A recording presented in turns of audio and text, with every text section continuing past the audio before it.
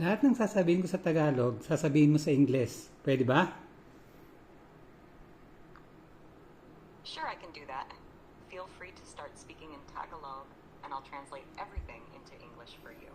Sige. What would you like to talk about? Mga kaibigan, kumusta lahat kayo dyan?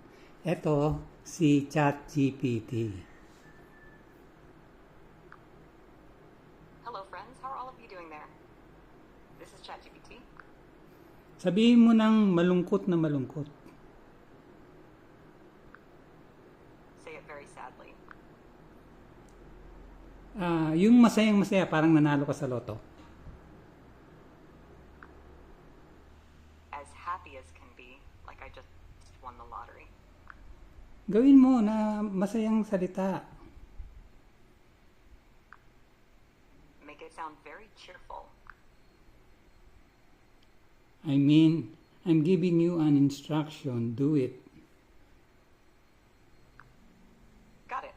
I'm as happy as can be, like I just won the lottery. That's it.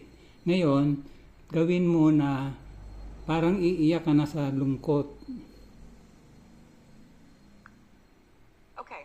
Inhales deeply. I'm as happy as can be, like I just won the lottery. Voice trembles. Ano ba yun? Yung parang inaantok. Parang inaantok.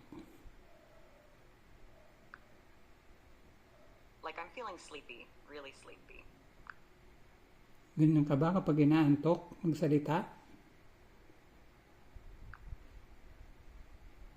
Depende sa kung gaano ako inaantok.